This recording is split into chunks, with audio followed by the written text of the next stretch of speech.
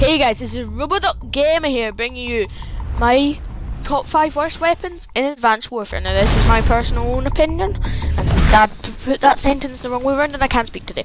Anyway, now we start off with the AMR9. Now this weapon as such isn't as bad as the rest of the list, that's why it's at the bottom.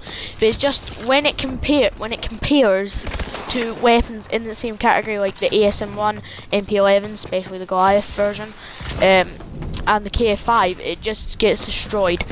Basically, it's a 5-round burst submachine gun, and if you remember the last time we had the burst submachine gun, which was in Black Ops 2, but the Shicom, or more commonly known for the right reasons, is the Shitcom. Yeah, burst SMGs don't work. This one could be a 1-burst kill if you're very, very lucky. Mostly it's about 2 bursts. It's got the tightest hip spread out of any SMG in the game, and it's the most accurate SMG out of the game, but it's got the weakest damage out of all the ones in the game, and for an SMG that weak, it's pretty pointless. The 2 elite variants is the Dynamo and the Pro Pipe. I'm using the Dynamo, that's probably the worst one out of both of them. Pro Pipe has a built-in grenade launcher. Anyway, so don't get too excited if you see one of them pop up in your supply drop. Now at number 4 we're bringing the Lynx. Now this weapon was in Ghost, and it was crap in Ghost, and it's back in Advanced Warfare, and guess what? It's crap!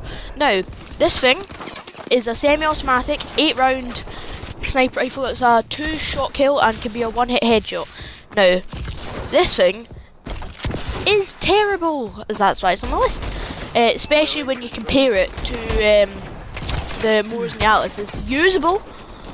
In fact, it can be very usable. I've seen people go on pretty decent kill streaks with this thing, but compared to the likes of the likes of the Moors, it's just terrible. It's got high recoil for a semi-sniper. It's just got nailed there. It's got high recoil, small magazine size, pretty inaccurate, and low damage. So it's not the best combo. The 2 elite variants that you want, anyway, of course you don't want them, but the 2 elite variants that there is, and I still can't speak today, is the TAC Driver and the Kingpin. The best variant being the Kingpin, because the TAC Driver takes down damage that you very much need. But don't get too excited, yet again, if you find this in your supply drop. Don't try and use it unless you want to get frustrated, but don't be expecting to be tanked like 200 to nothing. Yeah, just don't expect to be nailed completely, and I meant to put nothing to 200, but anyway. Anyway, number 3 we have the MK14, and the variant I'm using is the Desecrator, which is a professional variant, which is the best one. The 2 elite variants is the Eagle Eye and the Eclipse, and they're both pretty crap, but the best one to use is the one I'm using here.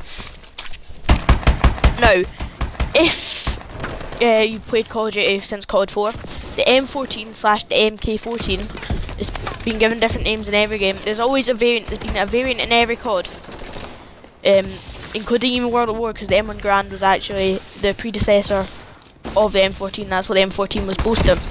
Now it's been stellar in every game, especially in Modern Warfare 3. That was where the assault rifle MK14 was the best. Well, that's in my opinion anyway. At Ghost, there was marksman rifle, and then it was a meh. It was good and usable, but it wasn't as good as before. And in Advanced Warfare, they took that reputation and took a nice big dump on it. It is terrible, slow fire rate, weak damage. It could be out-sniped by an Atlas 45 sometimes. Don't use this. This is actually the first proper terrible weapon on this list. So don't use it unless you want a broken controller and a sore head. Now at number 2 we're bringing the second sniper rifle on this list, and it is the NA45. This thing is crap, but it's so crap it can be so fun to use sometimes. Now basically, this weapon has a special ability where you fire first shot, which is like a tracker round, and then second shot, if you land the second shot next to the tracker round, it will explode, and you can get a double kill like just there. But it's really fun to use, so yeah, it can be fun. It can be really frustrating as well. Not effective at all, especially when you compare it to the Atlas and Moors again. And two elite variants that there is. There's this Ravager, which is the one I'm using here, which is the best variant. It gives you +3 damage. And then there's the Screaming, which takes down that precious damage.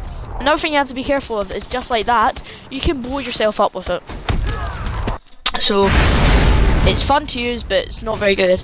And number 1, this thing takes the M14, makes it an energy weapon, gives it a slower fire rate, weaker damage, and blinds you every time you fire it.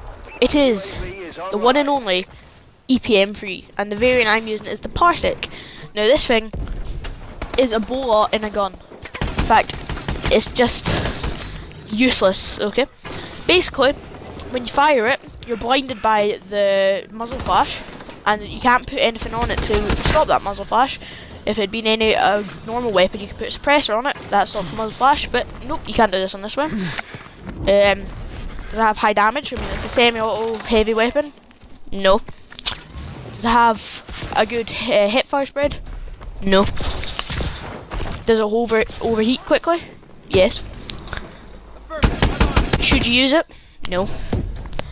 Only use this weapon unless you either just want to use it for the laugh, or you want to pay for a new controller, or you want to put yourself in hospital with stress, a cut hand from that Smash controller, and with mental trauma for the rest of your life.